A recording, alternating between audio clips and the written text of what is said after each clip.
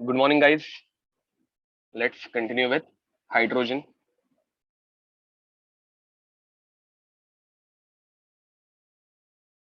Now, guys, in case of hydrogen, almost the chapter is over because हम लोगों ने पहले से अलग अलग चैप्टर्स में इसके बारे में बहुत सारी चीजें पढ़ी है, but still will continue it and will finish it quickly. ठीक है, ज्यादा टाइम नहीं लेंगे इसमें. So guys, in case of hydrogen, first of all its position in periodic table. मुझे बताओ, हाइड्रोजन कौन से ग्रुप के ऊपर लिखा जाता है? हाइड्रोजन कौन से ग्रुप के ऊपर लिखा जाता है? तो यूजुअली ग्रुप 1 के ऊपर लिखा जाता है, बट ये हम लोगों ने पहले भी देखा है कि वो ग्रुप 1 के ऊपर जब हम लोग लिखते हैं तो we give it some space over there. ठीक है, मतलब पीरियोडिक टेबल पढ़ते वक्त हम लोगों ने ये देखा था कि हाइड्रोजन ग्रुप 1 में इन्वॉल्व नहीं रहता. एस ब्लॉक में हम लोगों ने ग्रुप 1 देखा था, बट उसमें हम लोगों ने हाइड्रोजन पढ़ा नहीं था. क्यों नहीं पढ़ा था? Because hydrogen resembles group 1 and group 17 both, because hydrogen resembles group 1 and group 17 both. इसकी वजह से इसकी जो प्रॉपर्टीज है वो एग्जैक्टली फिक्स्ड नहीं रहती, या फिर उसकी पोजीशन जो है वो फिक्स्ड नहीं है. Are you getting it? ये समझ में आ रहा है that its position is not fixed, but still we write it on the top of group 1. Why do we write it on the top of group 1? Because its electronic configuration is 1s1. तो S में एक electron रहेगा तो वो हम लोग usually group 1 के ऊपर लिखते हैं, बट ग्रुप 17 के साथ भी इसकी बहुत सारी प्रॉपर्टीज रहती है, तो इसकी वजह से ये दोनों जगह पे आ सकता है गाइस. ठीक है, अब ग्रुप 17 से पहले ग्रुप 1 की कौन सी प्रॉपर्टीज है? 1s1 है, एक ही इलेक्ट्रॉन है, एक इलेक्ट्रॉन डोनेट कर सकता है, तो ये सारी हो गई ग्रुप 1 की प्रॉपर्टीज. अब ग्रुप 17 की कौन सी प्रॉपर्टीज रहती है गाइस? जैसे ग्रुप 1 के मेटल्स हलाइड्स के साथ कंबाइन हो सकते हैं और जाके बना सकते हैं NaCl. ठीक है, वैसे ही ये हलाइड्स के साथ कंबाइन होके बनाता है HCl. तो ये हो गई हमारी ग्रुप 1 की प्रॉपर्टी. ठीक है, अब ग्रुप 17 की कौन सी प्रॉपर्टीज है? तो गाइस, ग्रुप 17 के मेटल्स जो है वो नॉन मेटल रहता है, तो अपना हाइड्रोजन भी तो नॉन मेटल है. ग्रुप 17 के एलिमेंट्स एक इलेक्ट्रॉन एक्सेप्ट करते हैं, 1 इलेक्ट्रॉन एक्सेप्टर. तो हमारा हाइड्रोजन भी तो 1 इलेक्ट्रॉन एक्सेप्टर है, एक इलेक्ट्रॉन एक्सेप्ट करके वो अपना ऑक्टेट कंप्लीट कर लेता है. वैसे तुम लोगों को समझ में आ रहा है मैं क्या बोल रहा हूँ? ठीक है, तो ये सारी चीजें हम लोगों की पहले से हो गई है, तो ये हम लोगों को पहले से पता भी है. ठीक है, अब आगे बढ़ते हैं. अब पोजीशन के बारे में तो हम लोगों ने बहुत बार स्टडी किया है, तो we already know it. Now guys, dihydrogen, hydrogen की प्रॉपर्टीज, उसका अकरेंस तो याद रखना guys. Hydrogen is the most abundant element in whole universe. ये एक इंपॉर्टेंट पार्ट है. It is the most abundant element in whole universe. ठीक है, most abundant element in whole universe. 70% of the total mass is comprised of hydrogen. ठीक है, तो ये हम लोगों को याद रहना चाहिए. नाउ नेक्स्ट आगे बढ़ते हैं. नाउ गाइस, आइसोटोप्स, हाइड्रोजन के आइसोटोप्स तुम लोगों को पता ही है, हम लोगों ने ये पहले भी किया है. Protium which is 1h1, deuterium which is 1h2 and tritium which is 1h3. ठीक है, तो गाइज ये सारे जो है वो उसके आइसोटोप्स रहते हैं. अब तुम लोगों को ये पता रहना चाहिए कि हर एक में कितने प्रोटॉन्स और कितने इलेक्ट्रॉन्स है, जो हम लोगों ने पहले भी किया है, बट एक बार वापस देख लेते हैं. तो गाइज मुझे बताओ 1h1 में कितने प्रोटॉन? मैं यहाँ पे प्रोटियम, ड्यूटेरियम एंड ट्रिटियम ऐसे लिख रहा हूँ. सिंपल क्वेश्चन, इसके अंदर कितने प्रोटॉन रहते हैं और कितने न्यूट्रॉन रहते हैं और कितने इलेक्ट्रॉन रहते हैं वो भी देख लेते हैं. मुझे बताओ प्रोटियम में कितने रहते हैं? प्रोटियम मतलब हाइड्रोजन, उसके अंदर कितने प्रोटॉन रहेंगे? तो गाइस, हाइड्रोजन है तो उनके अंदर सिर्फ एक ही प्रोटॉन रहेगा. याद रखो, इनके अंदर एक ही प्रोटॉन रहेगा, हर एक में एक ही प्रोटॉन रहने वाला है. मुझे बताओ न्यूट्रॉन अभी कितने बचेंगे? न्यूट्रॉन का फॉर्मूला क्या रहता है? नीचे वाला नंबर माइनस ऊपर वाला नंबर, या फिर ऊपर नंबर नीचे माइनस नीचे वाला नंबर. तो प्रोटॉन यहाँ पे 0, नीचे वाला ऊपर वाला नंबर माइनस नीचे वाला नंबर कितना हो जाएगा? यहाँ पे कितना हो जाएगा? मैंने उल्टा क्यों लिखा है बाय द वे, सॉरी. ऊपर 2 आता है, नीचे 3 आता है. 1h3, मैं बोलते वक्त 1h3 बोल रहा था आई गेस, बट मैंने लिखते उल्टा लिखा है. ओके, तो ऊपर वाला नंबर माइनस नीचे वाला नंबर, तो यहाँ पे ये हो जाएगा 1 और यहाँ पे ये हो जाएंगे 2. ये तुम लोगों को याद रहना चाहिए. और हर एक में प्रोटॉन कितने रहते हैं? हाइड्रोजन के अंदर एक ही प्रोटॉन रहता है, तो ये 1 1 1 हो गया. कोई शक?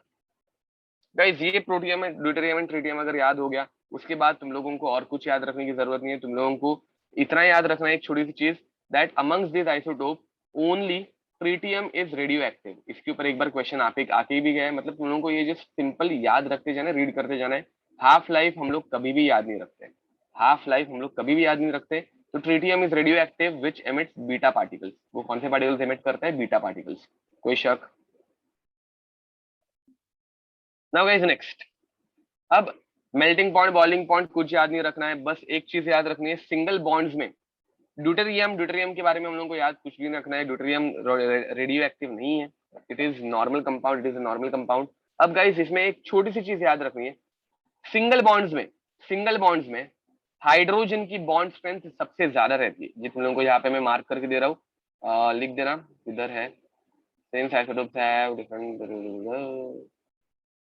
नहीं, ओके आगे केमिकल प्रॉपर्टीज में वो आ जाएगा, तो वो तुम लोगों को याद रखना है। अब गाइस प्रिपरेशन, मुझे बताओ ये रिएक्शन अभी मुझे पढ़ाने की जरूरत है क्या? जिंक प्लस H2SO4, यहाँ पे H प्लस दिया है, बट तुम लोगों को H2SO4 ऐड करना है। Gives you ZnSO4 plus H2 gas. ये हम लोगों ने किया है ना, ये हुआ है, करेक्ट बोल रहे हो। अब गाइस मुझे बताओ zinc plus NaOH gives you sodium zincate. ये रिएक्शन हुई नहीं है कि हम लोगों को लिखे? ये सेम रिएक्शन हम लोग एल्यूमिनियम के साथ भी कर सकते हैं। Aluminium plus NaOH gives us aluminium sodium aluminate. तो गाइस ये सारी चीजें हो गई है, तो ये हम लोग अभी वापस लिखते नहीं बैठेंगे। अब इसमें नई रिएक्शंस कौन सी आने वाली है? तो guys electrolysis of water, electrochemistry में हम लोगों ने देख लिया था। क्या होता है मुझे बताओ, हाइड्रोजन किस इलेक्ट्रोड पे जनरेट होता है? एनोड पे या कैथोड पे? इतना बताओ सिर्फ, हाइड्रोजन किस इलेक्ट्रोड पे जनरेट होता है, एनोड पे या कैथोड पे? एनोड पे होता है। वेरी नाइस गाइस, याद रखना hydrogen H plus, hydrogen H plus positive है, कटायन है, तो कटायन कैथोड पे जनरेट होगा ना, कटायन है कैथोड पे जनरेट होगा, एनोड एनोड नहीं, कटायन कैथोड, शॉर्टकट था ना हम लोगों का, कटायन कैथोड। तो हाइड्रोजन कटायन है, कैथोड पे जनरेट होगा। चलो अभी लिख देते हैं, कंफ्यूजन हो गया है तो गाइस H2O है, ये कन्वर्ट होता है H प्लस और OH माइनस में। मैंने क्या पढ़ाया था, कटायन जो है वो कैथोड की तरफ भागेगा, तो ये कैथोड की तरफ जाएगा, कैथोड पे जाके H प्लस जो है, गाइस शॉर्टकट याद रखो, बाकी एग्जैक्टली कुछ याद रखने की जरूरत नहीं है। H प्लस है, वो इलेक्ट्रॉन एब्जॉर्ब करेगा, तुम लोगों को मिलेगा H, तो यहाँ पे दो H प्लस लगेंगे, दो इलेक्ट्रॉन लगेंगे, यू विल गेट H2। समझ में आ रहा है? हम लोग प्रॉपर नोट्स यहाँ पे नहीं बनाने वाले गाइस, क्योंकि हाइड्रोजन बहुत छोटा, बहुत स्वीट चैप्टर है जो हम लोगों ने अलग अलग चैप्टर्स में पहले से पढ़ लिया है। हम लोग एनसीईआरटी रीड करने वाले, it is kind of like a revision, ठीक है। हाइड्रोजन पहले से हो गया है, तो it is kind of like a revision, nothing else. Okay, अब आगे, अब उसके बाद high purity of dihydrogen is prepared by using electrolysis of warm aqueous barium hydroxide solution. Warm aqueous barium hydroxide के सॉल्यूशन से इलेक्ट्रोलाइसिस, ये same reactions होती है, हाइड्रोजन कैथोड पे जाके जनरेट होता है, सेम रिएक्शन यहाँ पे होती है। बस यहाँ पे एक कैटलिस्ट यूज करते हैं, कोई किसी को याद है कौन सा कैटलिस्ट यूज होता है? यहाँ पे हम लोग H प्लस ऐड करते हैं, इसका रीजन क्या रहता है? कंडक्शन बढ़ाने के लिए, conduction increases because of H plus. Because guys याद रखो, हाइड्रोजन वाटर में जो रहता है वो ज्यादा डिसोसिएट नहीं रहता, लेस डिसोसिएशन, यहाँ पे लिख देना लेस डिसोसिएशन, इसका डिसोसिएशन ज्यादा नहीं होता, एंड जिसकी वजह से हम लोग यूज करते हैं H plus, so that conduction बढ़ेगा। निकल यहाँ पे यूज नहीं होता, यहाँ पे हम लोग H प्लस यूज करते हैं। अब गाइस कुछ नई रिएक्शन आने वाली है। अब NaCl, ये तो हम लोगों ने 1000 बार किया है, electrolysis of aqueous NaCl guys, ठीक है। इलेक्ट्रोलाइसिस ऑफ एक्वियस NaCl में H प्लस H2 बनाता है, Cl माइनस Cl2 बनाता है, और सोल्यूशन में NaOH बच जाता है। ये सेम रिएक्शन यहाँ पे वापस लिखा नहीं जाएगा, ठीक है, मैं जस्ट बताते जा रहा हूँ, तुम लोग देखते जाओ। अब guys next, reaction with steam और हाइड्रोकार्बन, ये भी रिएक्शन एंट्रेंस में पूछी गई है। तो गाइज इसका टेम्परेचर याद रखना 1273, ठीक है, 1270। कैटलिस्ट याद रखना, निकल यूज होता है। रिएक्शन बहुत सिंपल है, देख लो, ये रिएक्शन हम लोगों ने की है एस ब्लॉक में, एस ब्लॉक नहीं, पी ब्लॉक में मैंने कराई थी, कार्बन मोनोऑक्साइड की प्रिपरेशन में, अगर तुम लोगों को याद होगा तो 1270 केल्विन टेम्परेचर, निकल कैटलिस्ट, ठीक है, वेरी इंपॉर्टेंट। अब यहाँ पे होता क्या है गाइस, हाइड्रोजन निकल जाता है एंड कार्बन और ऑक्सीजन कंबाइन हो जाता है, you get carbon monoxide plus 3H2। मुझे बताओ इस मिक्सचर का नाम क्या है? ये इस चैप्टर में नहीं है, बट इस मिक्सचर का नाम क्या है? इस चैप्टर इस मिक्सचर का नाम क्या है? वाटर गैस, करेक्ट बोल रहे हो guys, this mixture is called as water gas, also called as syn gas. Also called as syn gas. समझ में आ रहा है? Any doubt? ओके, तो गाइज ये एक हो गया syn gas also called as water gas. अब सेम वे कार्बन भी, तुम लोगों को कार्बन और वाटर मिक्स करके भी सेम रिएक्शन मिलती है, सेम टू सेम रिएक्शन तुम लोगों को कार्बन और निकल यूज करके मिलती है, तो इसमें कुछ चेंज नहीं आता, सेम रिएक्शन होने वाली है। अब गाइस हाइड्रोजन प्रोड्यूस करने के लिए एक और बहुत ही इंपॉर्टेंट चीज, हाइड्रोजन प्रोड्यूस हम लोग और सिंपल मेथड से कर सकते हैं। क्या यूज करेंगे? कार्बन मोनोऑक्साइड एंड वाटर, इन दोनों को अगर हम लोग रिएक्ट कराएंगे तो कार्बन मोनोऑक्साइड और आगे जाके रिएक्ट करता है। मतलब वाटर गैस में हम लोग अगर वाटर ऐड कर रहे हैं और उसको हीट कर रहे हैं 673 केल्विन पे इन प्रेजेंस ऑफ कैटलिस्ट। अब ये कैटलिस्ट कौन सा है? तो आयन क्रोमेट। ये कैटलिस्ट कौन सा है? तो ion chromate is the catalyst. अब यहाँ पे क्या होता है? तो यहाँ पे ये ऑक्सीजन कार्बन मोनोऑक्साइड में जाके ऐड होता है, you get carbon dioxide and hydrogen gas. ये एक एक्स्ट्रा की रिएक्शन आ गई। और इसमें नीट वालों के लिए इंपॉर्टेंट क्या है? तो इसका नाम, तो guys this is called as water gas shift reaction. NEET वालों को ऐसे नाम बहुत बार पूछे जाते हैं, ठीक है? तो नीट बोलो या फिर जेई में भी बोलो, यहाँ पे तुम लोगों को ये नाम पूछे जाएंगे, ये परसेंटेज तुम लोगों को याद रखने की जरूरत बिल्कुल नहीं है, ठीक है? तो गाइस एनी डाउट? ये समझ में आ रहा है क्या? देखो वाटर गैस रिएक्शंस, ये सारी रिएक्शन तुम लोगों के बुक में पहले से है, वापस लिखने की जरूरत नहीं है, ठीक है? तो ये सिर्फ एक नई रिएक्शन थी, वाटर गैस शिफ्ट रिएक्शन, और उसका नाम इंपॉर्टेंट है एंड इसमें यूज होने वाला कैटलिस्ट इंपॉर्टेंट है, आयन क्रोमेट, ठीक है? चलो आगे बढ़ते हैं। नाउ गाइज इसकी फिजिकल प्रॉपर्टीज, गैस रहता है, ओडरलेस है, कलरलेस है, वो सब हम लोगों को पता है, लाइटर देन एयर, इसकी वजह से वो ऊपर की तरफ रहता है। मैंने ये क्वेश्चन बहुत बार तुम लोगों को पूछा है कि हाइड्रोजन हम लोगों को नीचे नहीं मिलता, वो ऊपर के लेवल पे मिलता है। क्यों मिलता है? Because it is lighter than air, बहुत हल्का रहता है, ऊपर उड़ जाता है, that's it, nothing else. Any doubt? अब गाइज केमिकल प्रॉपर्टीज, इसमें हम लोगों को एक बहुत इंपॉर्टेंट चीज याद रखनी है, the H dash H bond enthalpy is the highest for any single bond. Single bonds में तुम लोगों को कंपैरिजन अगर आया तो H dash H bond enthalpy is highest for any single bond. मतलब क्लोरीन हो, फ्लोरीन हो, ब्रोमीन हो, आयोडीन हो, कुछ भी हो, सिंगल बॉन्ड्स में एच डैश एच बॉन्ड ये सबसे स्ट्रॉन्गेस्ट रहता है। अगर तुम लोगों को ये भी पूछा रहेगा इनके बीच में कंपैरिजन, ये सारे सिंगल बॉन्ड्स हैं, तो इसका ज्यादा या एच डैश एच का ज्यादा, तो हाइड्रोजन की बॉन्ड एंथैल्पी, उसको ब्रेक करने के लिए जो एनर्जी लगती है वो सबसे ज्यादा रहती है। कोई शक? समझ में आ रहा है? ओके, नाउ गाइज ये होने के बाद रिएक्शंस। अब मुझे बताओ H2 plus Cl2 gives us 2HCl, बताने की जरूरत है, लिखाने की जरूरत है, ये हम लोगों ने ग्रुप 17 में के देखा है। H2 plus O2 gives you 2H2O, ये तो कितने बार नहीं देखा है। H2 plus N2 Haber's process, भाई इसके ऊपर हम लोगों ने पीएचडी कर ली है, लीच एटलिस्ट प्रिंसिपल से लेके हर एक चीज, मूल कंसेप्ट में लिमिटिंग एजेंट, एक्सेसरी एजेंट, सब कुछ देख के हो चुका है। एक्सोथर्मिक रिएक्शन है, थर्मोडायनेमिक्स में पढ़ के हो चुका है। इसका हम लोगों ने बॉन्ड एंथैल्पी कैलकुलेट किया था बाय यूजिंग थर्मोडायनेमिकल फॉर्मूलाज, ठीक है? तो इस रिएक्शन का हम लोगों ने पूरा चीरफाड़ करके हो चुका है, तो आई डोंट थिंक और एक्स्ट्रा करने की जरूरत है। रिएक्शन विद मेटल्स, मेटल्स के साथ रिएक्शन हाइड्रोजन एस ब्लॉक में हम लोगों ने देखी थी। तो गाइस इसमें हम लोग थोड़ा सा ऐड करते हैं एक्स्ट्रा का। मुझे बताओ सोडियम अगर H2 के साथ कंबाइन होता है तो क्या मिलेगा? You will gate sodium hydride. Any doubt? यहाँ पे हम लोगों को मिलता है सोडियम हाइड्राइड, बट इसको अगर आगे लेके गए, सोडियम हाइड्राइड प्लस H2O, अब मुझे बताओ क्या रिएक्शन होगी? गाइस मैंने तुम लोगों को पहले से बता के रखा है, H2O की जो भी रिएक्शन आएगी ओपन फॉर्म में ही करना, HOH, ये H प्लस, ये OH माइनस, ये H minus Na plus, metals are always electropositive. अब you will get what? OH चला जाएगा, H चला जाएगा H माइनस के पास, OH माइनस चला जाएगा Na प्लस के पास, you will get NaOH plus H2 gas. ये भी रिएक्शन हम लोगों की पहले भी हुई है, वापिस एक बार जस्ट बता रहा हूं मैं, कोई शक? Now guys reaction with organic compounds, तुम लोगों ने एडिशन रिएक्शन कभी की है क्या? पता है ना, ये एडिशन रिएक्शन ये इसके अंदर ऐड हो जाता है, नथिंग एल्स।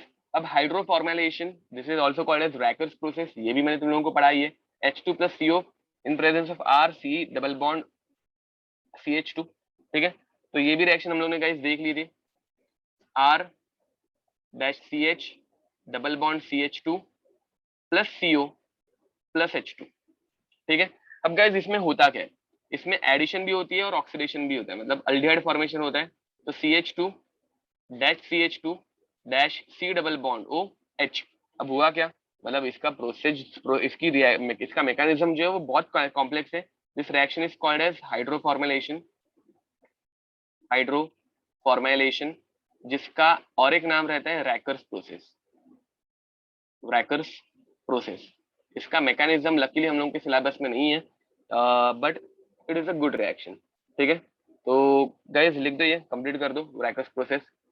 अब इसमें होगा क्या, एक हाइड्रोजन इस तरफ चला गया, CO इसको टच अटैच्ड हो गया। अब CO में COH चाहिए, तो दूसरा हाइड्रोजन इस कार्बन के ऊपर अटैक करेगा। सिंपल मेथड में ऐसे कुछ हो रहा है, ऐसे समझ लो। मैकेनिज्म थोड़ा कॉम्प्लेक्स है, तो हम लोग उसके अंदर नहीं घुसने वाले। ठीक है, right it down guys, complete कर दो। नेक्स्ट, हाँ, अब अल्डिहाइड का हाइड्रोजन के साथ रिएक्शन होकर अल्कोहल बनना, दिस इज नॉट न्यू। अच्छा, रैकर्स प्रोसेस तुम लोगों को पढ़ाई गई है, तो अच्छी बात है, ऑर्गेनिक में हो गया होगा। अब guys H2 plus aldehyde gives you alcohol, ये तो हम लोगों को पता है, reduction of aldehydes gives us alcohol. ठीक है, आगे बढ़ते हैं। यूजेस ऑफ डाइहाइड्रोजन पढ़ लेना गाइस, इसमें कुछ यूजेस इंपॉर्टेंट है। फॉर एग्जांपल, इसमें कौन से यूजेस इंपॉर्टेंट है, it is used in manufacture of वनस्पति घी। ठीक है, तो ये एक इंपॉर्टेंट है। बाद में ये वाटर गैस रिएक्शन है, देखो water gas reaction is used for preparation of methanol, this is important. ठीक है, used in manufacture of metal hydride, not that important. Used in preparation of hydrogen chloride, हम लोगों को पता ही है वो। ठीक है, तो ये सारे इसके यूजेस है जो सिंपल सिंपल है। नेक्स्ट, मेटलर्जी में, हाइड्रोमेटलर्जी में यूज होता है to reduce heavy metal oxide. Guys, ये प्रोसेस कौन से ओर के लिए यूज होती है, ये प्रोसेस लास्ट लेक्चर में हम लोग ने देखा था। ये प्रोसेस हम लोग कौन से टाइप के मेटल के लिए यूज करते हैं, कॉपर, करेक्ट बोल रहे हो, low grade copper. Guys specifically low grade copper के लिए ये यूज होता है, जिसकी क्वालिटी बहुत कम है। ठीक है, अब guys next, atomic hydrogen is used in oxygen hydrogen flames and all. ठीक है, it is used in rocket fuel, हम लोगों को पता है, हम लोगों ने उसके एग्जांपल भी देखे थे, मार्शियन मूवी में हम लोगों ने ये देखा था। ठीक है, and dihydrogen is used in fuel cell. ठीक है, तो फ्यूल सेल के लिए हाइड्रोजन ऑक्सीजन की फ्यूल सेल रहती है, उसमें हम लोग यूज करते हैं। अब गाइस, हाइड्राइड्स, हाइड्राइड्स एक इंपॉर्टेंट टॉपिक आ जाता है। तीन टाइप के हाइड्राइड रहते हैं, एक रहता है आयनिक और सलाइन हाइड्राइड, एक रहता है आयनिक और saline hydride. Ionic hydride is nothing but, wait a minute, कहाँ पे गया, हाँ, ionic hydride is nothing but metal hydride. Guys, ionic hydride is nothing but metal hydride. NaH plus H2 gives you NaOH plus H, वो वाले hydrides. तो ionic hydrides में metal hydrides MgH2, B2H6, boride, borane, diborane, sodium hydride, magnesium hydride, वो सारे आते हैं। उनकी water के साथ रिएक्शन उन्होंने देख भी लिए, तो वापस नहीं होगा। कोवैलेंट और molecular hydride, this is quite important, मतलब इतना भी नहीं बट स्टिल, ये जरा देख लेते हैं। कोवैलेंट और मॉलिक्यूलर हाइड्राइड, अब इसमें क्या होता है, कोवैलेंट हाइड्राइड में तीन टाइप के रहते हैं, इलेक्ट्रॉन डेफिशिएंट।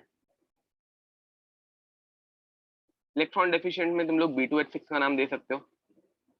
दूसरा रहता है इलेक्ट्रॉन सफिशिएंट, इलेक्ट्रॉन सफिशिएंट में तुम लोग CH4 का नाम लिख सकते हो। एंड तीसरा रहता है इलेक्ट्रॉन रिच, जिसमें तुम लोग NH3 का नाम लिख सकते हो। कोई एक्सप्लेन करना चाहेगा क्या हो रहा है, कोई एक्सप्लेन करना चाहेगा यहाँ पे क्या हो रहा है। इसे इलेक्ट्रॉन डेफिशिएंट क्यों बोलते हैं, बनाना बॉन्ड वाले, करेक्ट, B2H6 बनाना बॉन्ड वाले, B2H6 बनाना बॉन्ड, ये इलेक्ट्रॉन डेफिशिएंट है, क्यों है, ये हम लोगों ने पहले भी पढ़ा है। B2H6 इलेक्ट्रॉन डेफिशिएंट है, क्यों है, ऑक्टेट कंप्लीट नहीं है, करेक्ट, तो इसमें इनकम्प्लीट ऑक्टेट है, इनकम्प्लीट ऑक्टेट है। अब मुझे बताओ इलेक्ट्रॉन सफिशिएंट में क्या हो रहा है, इलेक्ट्रॉन सफिशिएंट में क्या हो रहा है, complete octet, complete octet.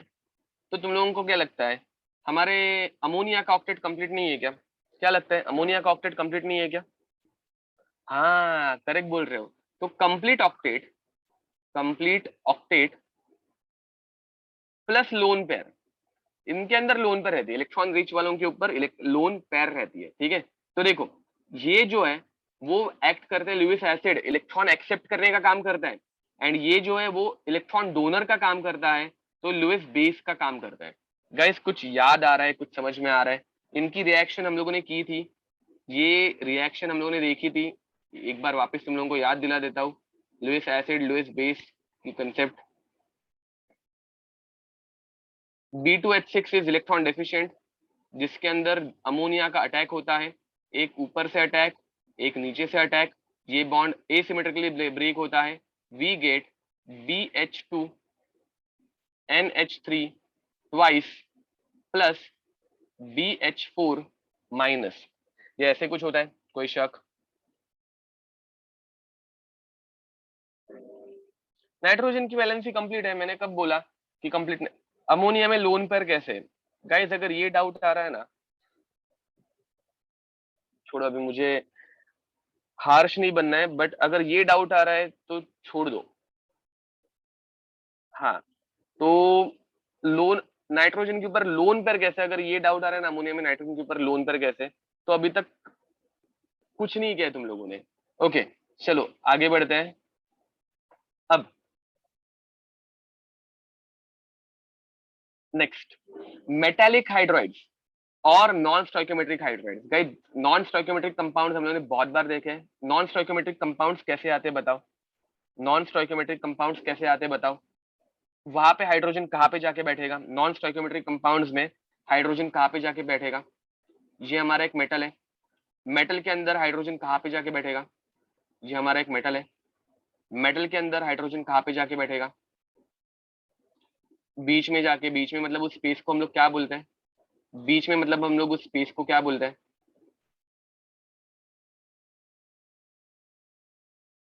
Interstitial space, voids, correct बोल रहे हो गाइस। तो यहाँ पे वॉइड्स में जाके बैठता है। तो गाइस मुझे बताओ, इसमें वो सारे के साइड वॉइड वॉइड ऑक्यूपाई करेगा, ऐसा है क्या? नहीं। तो ये किधर भी रैंडम पोजीशन पे जाके बैठता है, hence they are called as non stoichiometric. मतलब बीच में हाइड्रोजन फंसा है, but it can be present at any point, वहां पे कोई रेशियो फिक्स नहीं है, hence they are called as non stoichiometric compounds. And उसके कुछ एग्जांपल्स दिए, तुम लोगों को सिर्फ याद रखना है ये एग्जांपल्स, मतलब इसका रेशियो याद नहीं रखोगे तो भी चलेगा, सिर्फ कुछ याद रखना। Lanthanum hydride, ytterbium hydride, titanium hydride, zirconium hydride, vanadium hydride, nickel hydride, palladium hydride, etcetera. That's it, nothing else. कोई शक?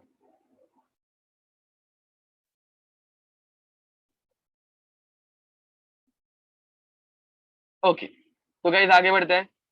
अर्लियर इट वाज, हाँ ये एक इंपॉर्टेंट लाइन है guys. Earlier it was thought that these hydrides in this hydride hydrogen occupies interstices in the metal lattice producing distortion without any change in its type। ये ऐसे हम लोगों को लगता था। Consequently, they were termed as interstitial hydride। However, यहां से important है गाइस, यहां से इंपॉर्टेंट है। However, इसको ट्रू और फॉल्स के फॉर्म में वो पूछ सकते हैं, फिर इसको ट्विस्ट करके पूछ सकते हैं। In recent studies have shown that except for hydrides of nickel, palladium, cerium, actinium, other hydrides of these class have lattice different from that of parent metal atoms। The property of absorption of hydrogen on transition metal is widely okay। यहाँ से ये नहीं चाहिए हम लोगों को, इतना important है गाइस, याद रखो। पहले हम लोग क्या समझते थे कि हाइड्रोजन आने की वजह से, ओके ये इरेज करना पड़ेगा, तुम लोगों ने उतना मार्क किया रहेगा आई गेस। तो हाइड्रोजन आने की वजह से कुछ फर्क नहीं पड़ता, लैटिस जैसा था वैसे ही हो जाता है। बट अभी हम लोगों को पता चला है कि निकल, पलैडियम, प्लेटिनम एंड सीरियम, इनको छोड़ के बाकियों के लैटिस में डिफरेंस आता है। मतलब क्या?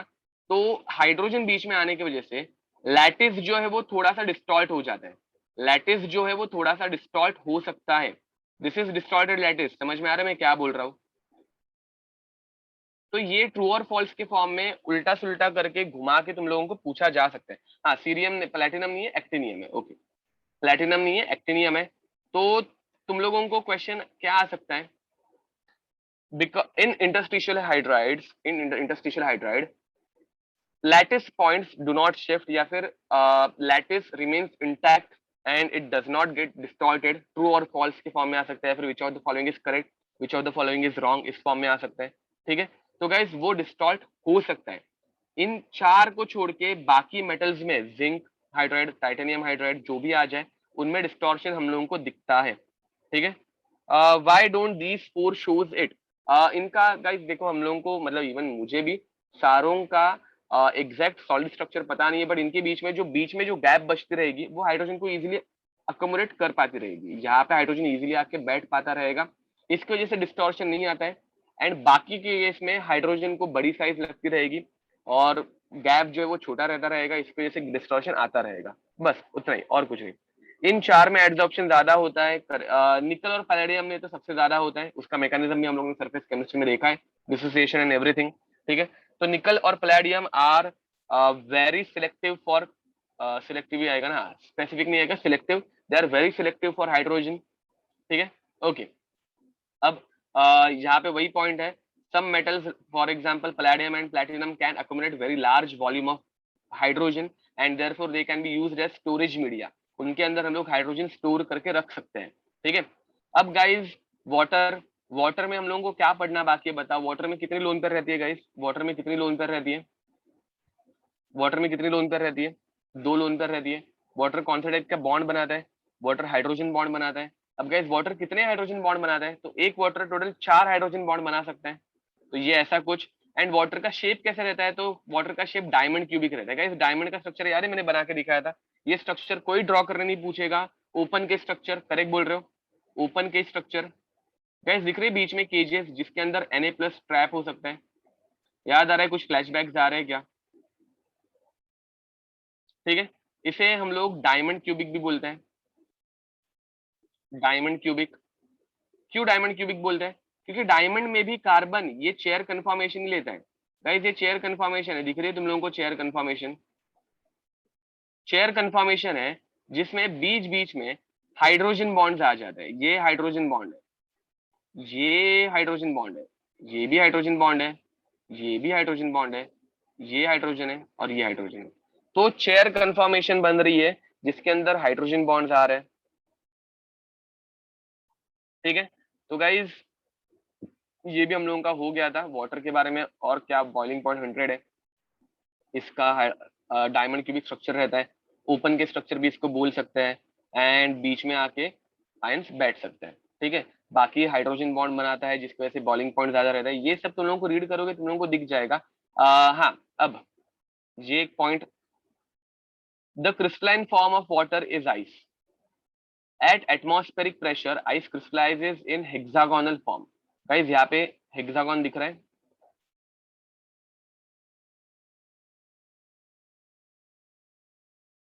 दिख रहा है हेक्सागोन। ठीक है, तो ये भी हेक्सागोन रहते हैं। मैंने तुम लोगों को बहुत बार बताया, चेयर जो है अगर हम लोग ऊपर से देखेंगे तो हेक्सागोनल दिखती है। ठीक है, तो but at very low temperature it condenses to cubic form. Density of ice is less than that of water. ठीक है, therefore an ice cube floats on water. अब गाइस मुझे बताओ आइस क्यूब की डेंसिटी कम क्यों रहती है? और मेल्ट करने के बाद क्या होता है? मेल्ट करने के बाद मतलब मेल्टिंग होने के बाद क्या होता है, ये हम लोगों ने पढ़ा है। मुझे बताओ मेल्टिंग करने के बाद क्या होता है? मेल्टिंग का कॉन्सिक्वेंस क्या रहता है? गाइज हम लोग जब मेल्ट करते हैं तो हाइड्रोजन बॉन्ड ब्रेक होना स्टार्ट होता है। हम लोग जब मेल्ट करते हैं तो हाइड्रोजन बॉन्ड ब्रेक होना स्टार्ट होता है। हाइड्रोजन बॉन्ड ब्रेक होगा तो वाटर मॉलिक्यूल लैटिस के अंदर, मतलब ये जो गैप्स है ना, यहाँ पे जाके वाटर बैठना स्टार्ट कर देता है।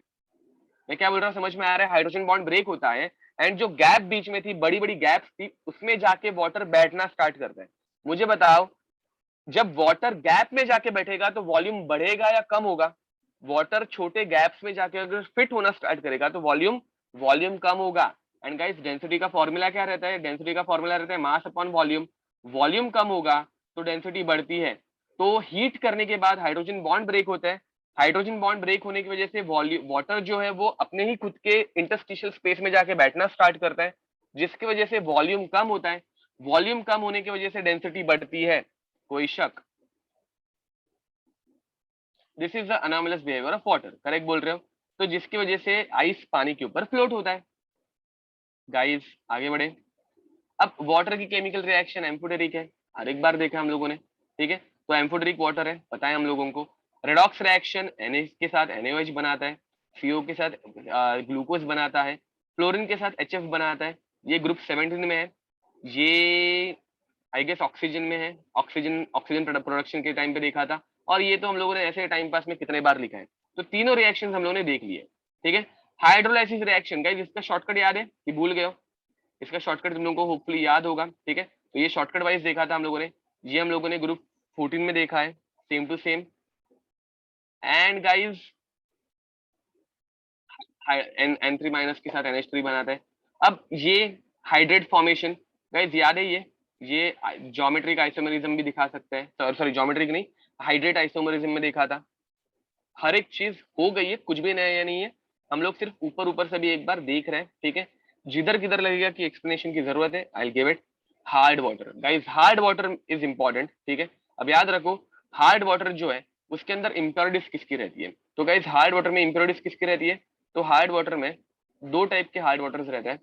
एक रहता है टेम्पररी हार्डनेस, एक रहती है टेम्पररी हार्डनेस, जिसमें इम्प्योरिटीज रहती है मैग्नीशियम और कैल्शियम के हाइड्रोजन कार्बोनेट्स की। मतलब इम्प्योरिटी रहती है NaCl twice and MgHCO3 twice. ये रहते हैं टेम्पररी हार्ड वाटर में, ठीक है। टेम्पररी हार्डनेस हम लोग कैसे निकाल सकते हैं? बॉइल करके गाइस, सिर्फ बॉइल करो, तुम लोगों को मैग्नीशियम हाइड्रोजन कार्बोनेट जो है वो MgOH ट्वाइस देगा, जो प्रेसिपिटेट हो जाएगा, कार्बन डाइऑक्साइड उड़ जाएगा। अब प्रेसिपिटेट होने के बाद हम लोग क्या करेंगे? हम लोग एक क्लॉथ लेंगे, क्लॉथ में से हम लोग वो पानी जो है वो नीचे ट्रांसफर करेंगे। ये पानी हम लोगों ने नीचे ट्रांसफर किया। अब जो भी इंप्योरिटीज थी, मैग्नीशियम हाइड्रोक्साइड जो था वो क्लॉथ के ऊपर जमा हो जाएगा, एंड प्योर वाटर जो है, अरे प्योर वाटर जो है वो नीचे आ जाएगा। Are you getting it? तो this is how we get soft water. Soft water usually हम लोग ड्रिंक के लिए भी यूज कर सकते हैं, नहाने के लिए भी यूज कर सकते हैं, डजेंट मैटर, ठीक है। तो guys same way calcium hydrogen carbonate जो है वो कैल्शियम कार्बोनेट में कन्वर्ट होता है। कैल्शियम कार्बोनेट चौक है जो पानी के अंदर डिसॉल्व नहीं हो पाता, ठीक है। तो ये समझ में आ रहा है?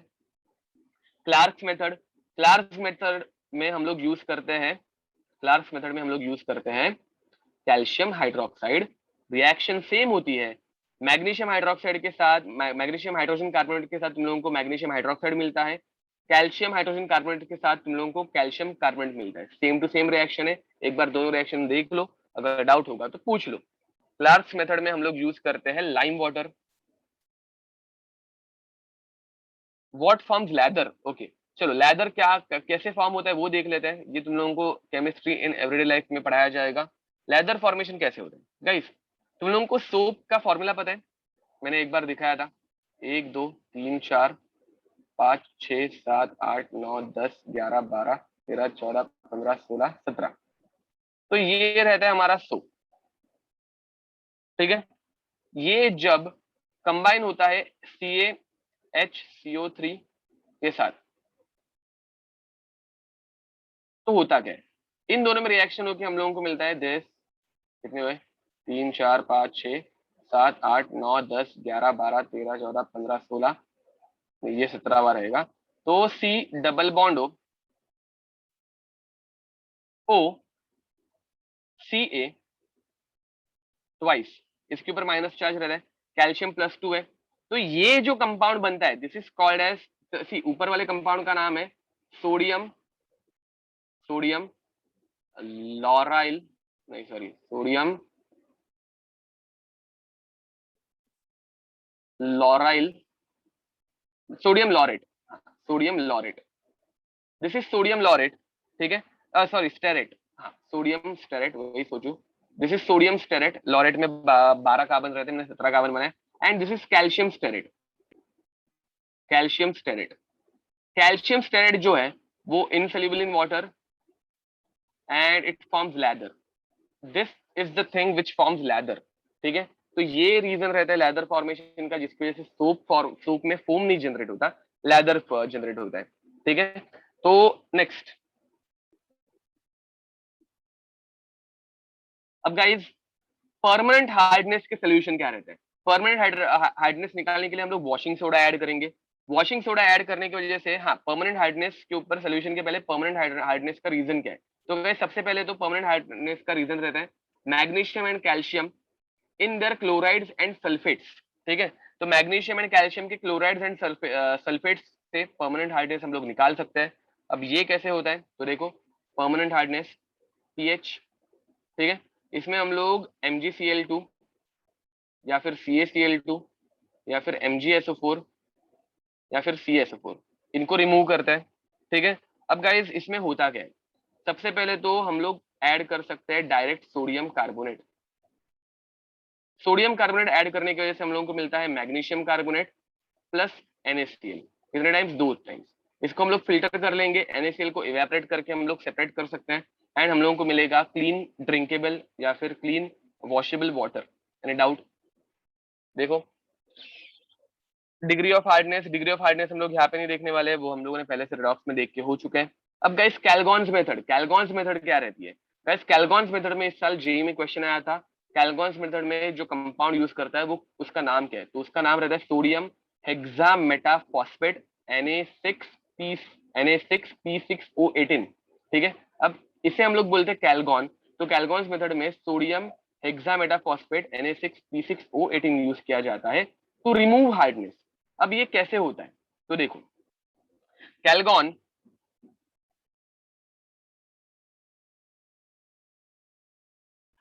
हम लोगों ने अभी जो कॉलम क्रोमेटोग्राफी देखी थी, एक कॉलम यूज होता है, तो वैसे ही हम लोग एक बड़े से कॉलम में कैलगॉन ऐड करके रखते हैं। कैलगॉन इज Na6P6O18। ये कौन से टाइप का फॉस्फेट है? ये कौन से टाइप का फॉस्फेट है वो तुम लोगों को फाइंड आउट करना है। ऑर्थो, मेटा, हाइपो, पायरो, ये कौन सा टाइप का फॉस्फेट है वो तुम लोगों को सोचना है। ये सोच लेना जरा, ये जेईई मेंस एडवांस लेवल पे तुम लोगों को ऐसा क्वेश्चन आ सकता है। तो इनकरेक्ट आंसर है, वेरी नाइस। तो गाइस ये जो है वो होता क्या है? वो डिसोसिएट होता है Na प्लस में, प्लस Na4P6O18 बच जाता है। इसमें हम लोग ऐड करते हैं कैल्शियम क्लोराइड, समझ लो कैल्शियम क्लोराइड का क्लोराइड यहाँ पे चिपक जाता है, तो हम लोगों को मिलता है CaNa4P6O18 plus 2 NaCl। Getting it और नॉट? देखो समझ में आ रहा है? तो गाइज यहाँ पे कैल्शियम बाहर निकल गया और तुम लोगों को नीचे NaCl मिल गया। मतलब हम लोग इसको कैसे करते हैं? तो हम लोग ऐसे एक बड़ी सी ट्यूब लेते हैं, जो मैंने तुम लोगों को क्रोमेटोग्राफी एक्सप्लेन करते हुए दिखाई दी ट्यूब, वैसे टाइप की एक ट्यूब रहती है। इसके अंदर हम लोग कैल्कॉन भर के रखते हैं, इसके अंदर हम लोग कैल्कॉन भर के रखते हैं। ऊपर से हम लोग ऐड करते हैं हार्ड वाटर, ऊपर से हम लोग ऐड करते हैं हार्ड वाटर। हार्ड वाटर में जो भी इम्प्योरिटी है वो नीचे की तरफ आते आते यहाँ पे चिपक जाती है। मतलब यहाँ पे कैल्शियम+2 जो है वो चिपकना स्टार्ट हो जाता है। एंड नीचे हम लोग एक बीकर रखते हैं, बीकर के अंदर जो पानी कलेक्ट होता है that is soft water, soft water containing NaCl। NaCl तो हम लोग इवेपोरेशन से भी सेपरेट कर सकते हैं। अक्षय करेक्ट आंसर है। Guys this is a metaphosphate, this is a metaphosphate, याद रखो। पायरो, और पहले तुम लोगों को शॉर्टकट बता देता हूँ। ऑर्थो है ना, ऑर्थो, ऑर्थो के अंदर हमेशा एक ही चीज रहती है, एक ही फॉस्फेट या फिर एक ही सिलिकेट या फिर एक ही सल्फर। ठीक है, अब गाइज पायरो जो रहता है, पायरो में 2 फॉस्फरस आ सकते हैं, 2 सिलिकॉन आ सकते हैं, 2 सल्फर आ सकते हैं। ये पायरो कैटेगरी का हो गया। ठीक है, एंड उसके बाद मेटा, मेटा में n number of phosphorus, silicon या फिर सल्फर आ सकता है। ये एक सिंपल शॉर्टकट है। तो 6 से ज्यादा आ गए तो तुम लोगों को वही देखना है कि 6 से ज्यादा है मतलब मेटा है। अगर 2 ही रहते हैं तो तुम लोग बोलते पायरो है, अगर एक ही रहता है तो तुम लोग बोलते ऑर्थो है। समझ में आ रहा है? अभी तक हम लोगों ने पायरो, मेटा और ऑर्थो ये बहुत बार देखा है। ठीक है, तो नेक्स्ट, अब गाइस आयन एक्सचेंज मेथड ये बहुत मस्त है। इसमें हम लोग यूज करते हैं जियोलाइट्स। ठीक है,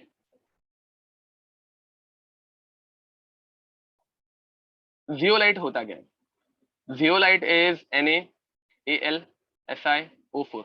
ये एक सिलिकेट है, सिलिकेट रहता है जो जमीन के अंदर ही मिलता है, हम लोगों को यूजुअली इसको बनाने की जरूरत नहीं है। ठीक है, तो गाइस इसे हम लोग जियोलाइट बोलते हैं। अब जियोलाइट का जरा फॉर्मूला जो है ना उसको सिंपल मेथड में लिखते हैं। ऐसे लिखूं मैं इसको NaZ, इसे मैं NaZ लिखूंगा क्योंकि मुझे Z का कुछ काम ही नहीं है। ठीक है, अब यहाँ पे ऑक्सीडेशन स्टेट अगर देखोगे, एल्यूमिनियम +3 में, ये +1 में, और सिलिकेट -4 में। अब मुझे बताओ ये कौन सा टाइप का सिलिकेट है?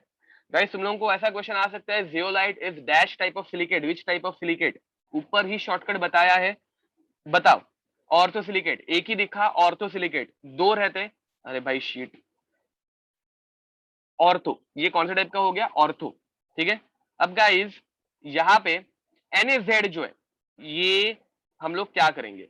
शीट सिलिकेट, शीट एक्चुअली उसकी शीट्स ही रहती है, 3 डायमेंशनल में ही वो रहते हैं, एग्जिस्ट करते हैं। बट सिंपली हम लोग इसका अगर टाइप ऑर्थो मेटा पैरा में देखेंगे तो वो ऑर्थोसिलिकेट है। Sheet is not a wrong answer, but ortho Meta para में मैंने पूछा था एक है, तो ये ऑर्थोसिलिकेट का टाइप हो गया। उसकी शीट्स ही हम लोग रखते हैं, बट स्टिल। अब गाइस इसमें होगा क्या, ये हम लोगों को देगा Na plus plus Z minus. याद रखो Z minus is nothing but AlSiO4 minus. तुम लोगों को ऐसा भी क्वेश्चन आ सकता है in this reaction Z minus is. ठीक है, अब गाइस इस Z माइनस को हम लोग वापस रिएक्ट कराते हैं कैल्शियम क्लोराइड है, समझ लो, तो CaCl2 के साथ। अब कैल्शियम बहुत बार हो गया, क्लोराइड भी बहुत बार हो गया, एक समझ लो MgSO4 है, कुछ भी हो सकता है। अब होगा क्या, ये 2 टाइम्स आ जाएगा, you will gate MgZ2।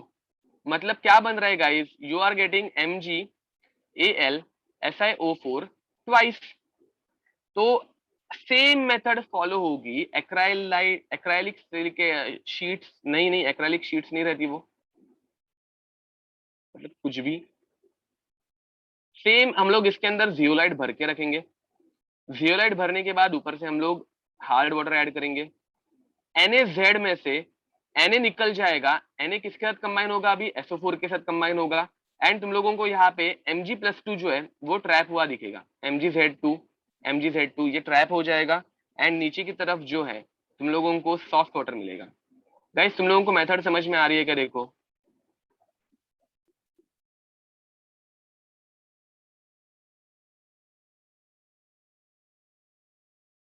Okay, तो लिख दो गाइस कंप्लीट दिस। मतलब ये सारी चीजें तुम लोगों को सिर्फ नाम एंड थियरी वाइज याद रखनी है, nothing it, not more than that. अब गाइस सिंथेटिक रेजिन्स भी रहती है, मैंने तुम लोगों को क्या बताया, जियोलाइट्स जो है वो तुम लोगों को जमीन के अंदर डायरेक्ट मिल जाते हैं, इसको हम लोगों को बनाने की जरूरत नहीं पड़ती। But some synthetic resins are also made by us, जिसमें हम लोग यूज करते हैं सल्फोनेट्स, सॉरी ये नहीं, जिसमें हम लोग यूज करते हैं सल्फोनेट्स मतलब सल्फेनिलिक एसिड। ठीक है, and hydroxides like sorry amines, amines नीचे आएगा, नीचे आएगा, आगे आएगा, इसके बाद वाले टॉपिक में आएगा। तो हम लोग इसमें यूज क्या करते हैं गाइस, वी यूज सल्फोनेट्स। ठीक है, तो इसमें हम लोग करते क्या है, तो यूजुअली हम लोगों के पास अगर एक कंपाउंड है, for example we have some sulphanilic acid, ये सल्फेनिलिक एसिड ग्रुप है, ये तुम लोगों को समझ में आ रहा होगा। इसमें हम लोग पहले ऐड करते हैं NaOH। NaOH ऐड करने की वजह से हम लोगों को मिलता है RSO3Na, जिसे इन्होंने सिंपल वर्ड्स में लिख दिए RNA। ये समझ में आ रहा है क्या, देखो ये समझ में आ रहा है, RSO3Na को इन्होंने सिंपल वर्ड्स में लिख दिया RNA। ठीक है, अब इसमें सेम स्टेप होगी गाइस, इसमें हम लोगों ने समझ लो ऐड कर दिया कैल्शियम क्लोराइड। अब कैल्शियम क्लोराइड क्या करेगा, इस Na को रिप्लेस करेगा, तो you will gate RSO3 twice calcium. मतलब ये पहले सोडियम सल्फेनेट था, सोडियम सल्फेनेट से कैल्शियम सल्फेनेट बन गया, ये समझ में आ रहा है। एंड इसके साथ तुम लोगों को Na और Cl कंबाइन होके बना के देंगे NaCl। तो गाइज अगेन ये Na प्लस सिर्फ यहाँ पे दिया है, बट मैं क्लोराइड भी ऐड कर रहा हूँ, तो NaCl रिएक्शन पूरी बता रहा हूँ, कोई शक। देखो पहले हम लोगों के पास सल्फेनिलिक एसिड ग्रुप था, इसमें हम लोगों ने NaOH ऐड किया, हम लोगों को Na सब्स्टिट्यूटेड ग्रुप मिला, वो हम लोग सेम कॉलम में लेंगे, सेम कॉलम में से ऊपर से हार्ड वाटर ऐड करेंगे, हार्ड वाटर कैल्शियम को एब्जॉर्ब कर लेगा और NaCl पानी के साथ नीचे आ जाएगा। NaCl को रिमूव करने के लिए वी विल यूज इवेपोरेशन, कोई शक।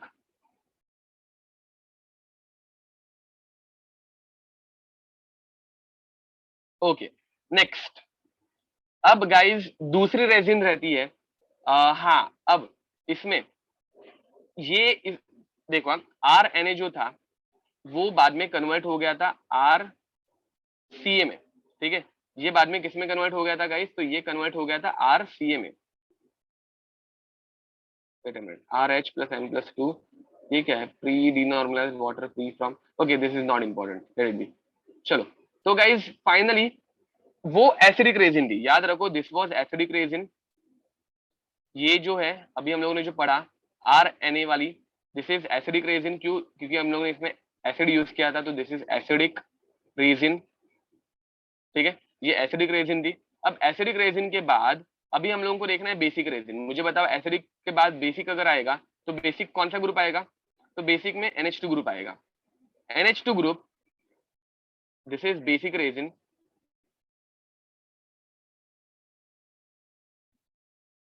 अमोनियम हाइड्रोक्साइड हम लोग इसमें यूज कर रहे हैं। which is a basic resin. अब गाइस हम लोग क्या करेंगे, देखो एकदम सिंपल चीज है, अच्छी भी लगेगी तुम लोगों को शायद से। तो यहाँ पे क्या होगा, जरा आगे बढ़ते हैं, क्लोज करते हैं।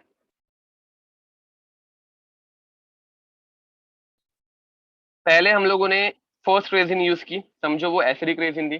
पहले हम लोगों ने फर्स्ट रेजिन यूज की, समझो वो एसिडिक रेजिन थी।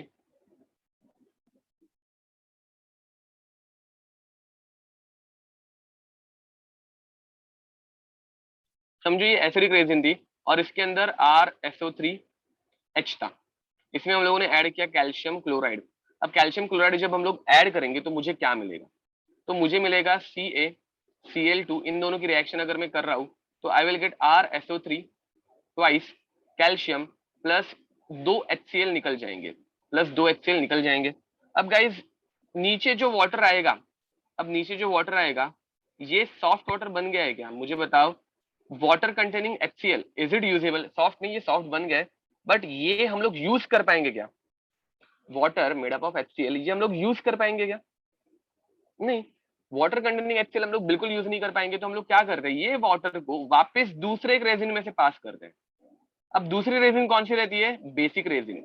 याद रखो, एसिडिक रेजिन में से जब वाटर पास करोगे तो एसिडिक रेजिन मिलती है, एसिडिक वाटर मिलता है, उसको हम लोगों को बेसिक रेजिन में से वापस पास कराना पड़ता है, विच इज RNH3OH माइनस। इसमें अभी हम लोगों ने पानी ऐड किया कंटेनिंग HCl, तो वाटर हम लोगों ने ऐड कर दिया। अब इसमें HCl जब हम लोग ऐड करेंगे तो होगा क्या गाइस, ये Cl माइनस चला जाएगा NH3 के पास, ये OH और H कंबाइन हो जाएंगे, you will gate RNH3Cl plus H2O। तो नीचे जो पानी आ रहा है अभी इसके बाद वो प्योर वाटर रहेगा, या फिर ये रहेगा सॉफ्ट वाटर। ये समझ में आएगा? देखो यहाँ पे दो अलग अलग रेजिन यूज होती है। Over here we are using two different resins, एक ऊपर वाला एसिडिक तो नीचे वाला बेसिक। ठीक है guys, this is purification method.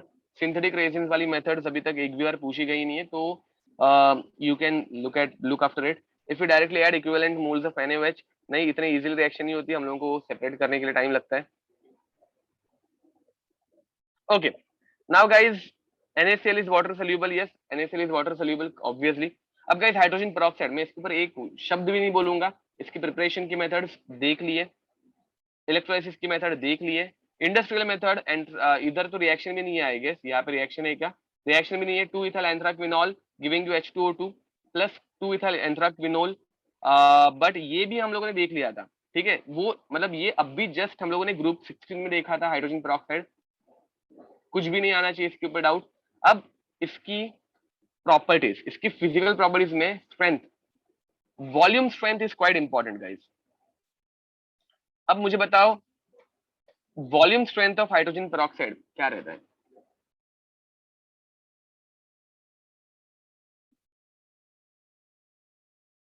Volume strength of H2O2 क्या रहती है? तो H2O2 नहीं नहीं, मतलब क्यों, क्या उसका मीनिंग क्या है? अपने आप डिकम्पोज होता है and it gives us H2O plus O2, ये पता है तुम लोगों को? ये पता है तुम लोगों को? H2O2 अपने आप डिकम्पोज होता है and it gives us H2O plus O2, ये तुम लोगों को पता है? ओके, अब गाइस वॉल्यूम स्ट्रेंथ मतलब क्या? तो वॉल्यूम स्ट्रेंथ मतलब volume of O2 gas released by 1 litre of H2O2। ठीक है, या फिर तुम लोगों को जितना भी H2O2 दिया है उससे कितना O2 ऑक्सीजन गैस रिलीज होने वाला है। अब मुझे बताओ जरा, मोल कंसेप्ट के हिसाब से अगर हम लोग यहाँ पे गए तो यहाँ पे 2:1 का रेशियो है, करेक्ट और रॉन्ग? 2:1 का रेशियो है। अब गाइज मुझे बताओ 2:1 के रेशियो में H2O2 का molar mass of H2O2 is 34। कितना रहता है वो? तो 34 रहता है। मुझे बताओ एक एक मोल ऑक्सीजन रिलीज करने के लिए, एक मोल ऑक्सीजन रिलीज करने के लिए मुझे कितना H2O2 लगेगा? एक मोल ऑक्सीजन रिलीज करने के लिए मुझे कितना मोल H2O2 लगेगा? या फिर कितने ग्राम का H2O2 लगेंगे, 2 मोल लगेंगे, और उसकी ग्राम में कन्वर्ट करो। 1 मोल ऑक्सीजन रिलीज करने के लिए मुझे 2 मोल H2O2 लगेंगे, उसे अभी जरा ग्राम में कन्वर्ट करो। करेक्ट बोल रहे हो, 68 ग्राम 1 मोल मतलब 22.4 लीटर ऑक्सीजन के लिए लगता है। ये समझ में आ रहा है क्या? देखो ये कोरिलेशन तुम लोगों को समझ में आया मैंने क्या किया, मूल कंसेप्ट से मैंने एक सिंपल कोरिलेशन तुम लोगों को निकाल के दिखाया। Any doubt? 1 मोल के लिए 2 मोल, 1 मोल का मास रहता है 34, तो 2 मोल का हो जाएगा 68.68 ग्राम्स। अब आगे एक क्वेश्चन लेते हैं। क्वेश्चन, कैलकुलेट, ये अभी थोड़ा फिजिकल केमिस्ट्री में हम लोग घुस रहे हैं। Calculate amount of H2O2 in grams so that it will have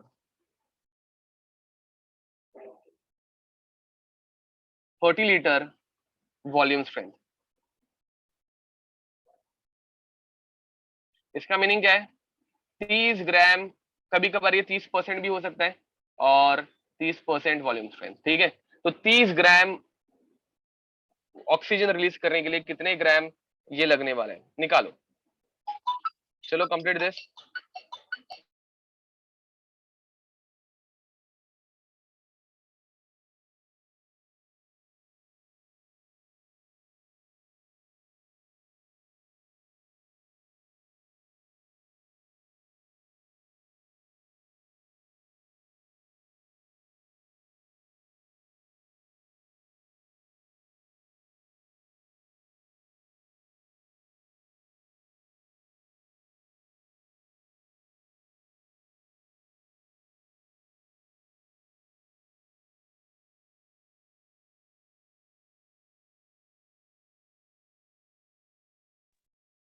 okay so guys, तुम लोगों का आंसर आ गया 90 ग्राम्स, 91 ग्राम्स के अराउंड, तो करेक्ट आंसर है। ठीक है, तो ये तुम लोगों को और कुछ नहीं करना है, ये रिलेशन याद रखना। 68 ग्राम्स जो है वो तुम लोगों को 22.4 लीटर देता है, तो 30 ग्राम के लिए, सॉरी 30 लीटर के लिए कितना लगेगा, तो तुम लोगों को क्रॉस मल्टीप्लाई करना है and you will get your answer, that's it, nothing else.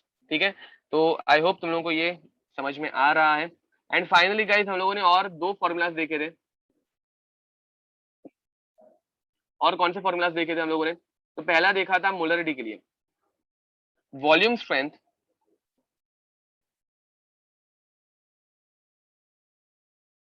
Is molarity into 11.2, and दूसरा फॉर्मूला था volume strength is normality into 5.6। ठीक है, तो और एक क्वेश्चन लेते हैं, चलो एक सिंपल सा क्वेश्चन लेते हैं। Question, calculate calculate volume strength, देखते हैं कौन कर पाता है ये। Volume strength of H2O2 when 17 grams of H2O2 is dissolved in, ये अच्छा क्वेश्चन है, मेंस लेवल का तो बोल सकते हो, dissolved in 500 ml of water। चलो बताओ, ये एक मेंस लेवल का तो आराम से क्वेश्चन है गाइस, नीट लेवल के तो ऊपर ही है, तो बताओ इसका आंसर। देखते हैं कौन निकाल पाता है। फॉर्मूला तुम लोगों की आंखों के सामने है, तुम लोगों को सिर्फ कॉन्सेंट्रेशन निकालने आना चाहिए, दैट्स इट। तो तुझा करेक्ट आंसर है, nice.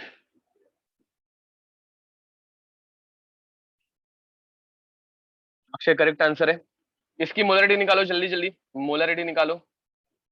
Molarity is number of moles upon volume, ये फॉर्मूला यूज कर रहे हैं। मोलरिटी इसकी कितनी आ रही है गाइस? अक्षय करेक्ट है, प्रणय करेक्ट है। तो guys molarity is number of moles upon volume, तो नंबर ऑफ मोल्स कितने आएंगे? नंबर ऑफ मोल्स पहले निकालो, given mass upon molar mass. तो गिवन मास कितना दिया है? 17, मोलार मास कितना रहता है? 34। हाँ, मल्टीप्लाई का डिवाइड कर दो, कितना आएगा? 0.5, 1 जा 2 जा, तो ये हो जाएगा 0.5 अपॉन वॉल्यूम कितना दिया है? 500 ml। इसको लीटर में कन्वर्ट करने प्लीज मत भूलना, तो लीटर में कन्वर्ट करोगे तो 0.5 ही रहेगा। तो कितना मोलार दिया था मैंने? 1 मोलार। गाइस 1 मोलार है, तो वॉल्यूम स्ट्रेंथ का फॉर्मूला क्या है? मोलारिटी इनटू 11.2, तो 1 मोलर है तो 1 into 11.2 which is 11.2 litre. That's it. मतलब इसमें तुम लोगों को कुछ सोचना नहीं था, मोलरिटी निकालो, मोलरिटी निकाल के इस फॉर्मूला में पुट करो, you will get your answer, खत्म।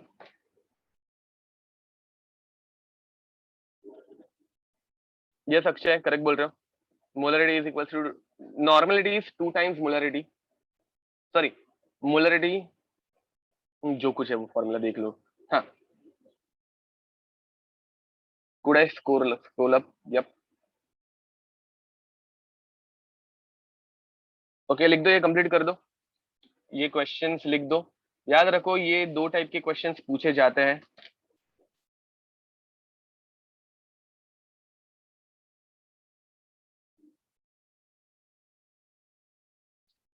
Volume strength is a important topic physical chemistry point of view, ठीक है, जिसे हम लोगों ने पहले भी रेडॉक्स रिएक्शन में देखा है, एंड मूल कंसेप्ट एंड एवरीथिंग में थोड़ा थोड़ा।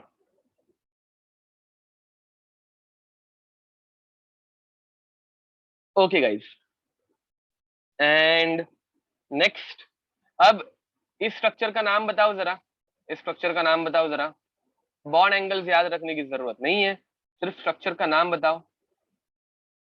Open book structure, very nice, correct बोल रहे हो। अब properties, chemical properties, it can oxidizing agent, it can act as a reducing agent, acidic medium में कैसे होता है, बेसिक मीडियम में कैसे होता है, सब कुछ देख लिया है।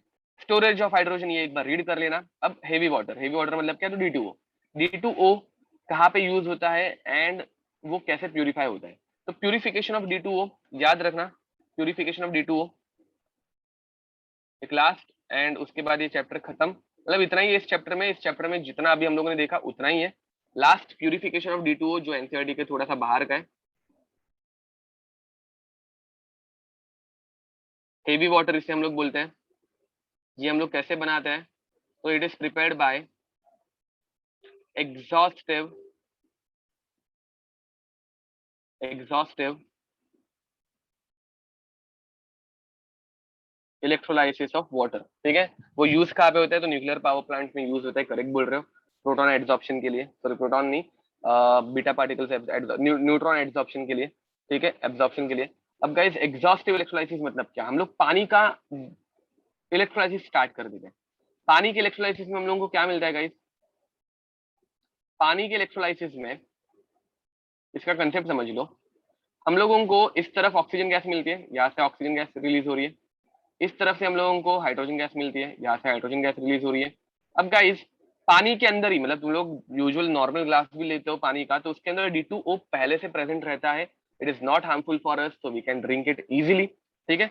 अब D2O जो है उसमें ड्यूटेरियम जो है, मुझे बताओ hydrogen H+ and D+, which one is faster, किस कौन ज्यादा फास्ट होगा, इनकी स्पीड किसकी ज्यादा होगी, इनकी मोबिलिटी मुझे बताओ, मोबिलिटी किसकी ज्यादा होगी, ऑब्वियसली हाइड्रोजन की ज्यादा होगी, क्योंकि ड्यूटेरियम जो है उसका मास ज्यादा है, वो हेवी है ना, हेवी रहने की वजह से इसकी स्पीड स्लो है।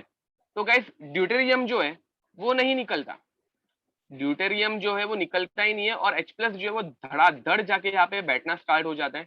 तो एग्जॉस्टिव मतलब क्या, तो जब तक पूरा वाटर इलेक्ट्रोलाइज नहीं होता तब तक हम लोग इलेक्ट्रोलाइसिस करते हैं, बाद में जो कुछ छोटा मोटा बच जाता है वो रहता है D2O। Getting it, exhaustive electrolysis of H2O, concept समझ में आ रहा है क्या। ओके गाइज, सो बस इतना ही हाइड्रोजन था। I suggest you to go through it once, ठीक है। If you have any doubt definitely you can call me, ठीक है, everyone has my number. And with this chapter is over, till then see you next time, bye bye and God bless you. इसके बाद वाला जो कुछ भी है वो सिर्फ यूजेस है जो कि तुम लोग इजिली कर सकते हो, ठीक है। तो calculative questions comes on hard water, definitely mole concept में हम लोगों ने किए भी है। हार्ड ऑर्डर के कैलकुलेटिव क्वेश्चंस आते हैं जो हम लोग मूल कंसेप्ट में पहले से करके हो चुके हैं, ठीक है। ओके, चलो गाइस, बाय बाय, और इनऑर्गेनिक केमिस्ट्री इज फिनिश्ड, ठीक है, and bye everyone, bye bye, bye bye, bye bye, bye bye.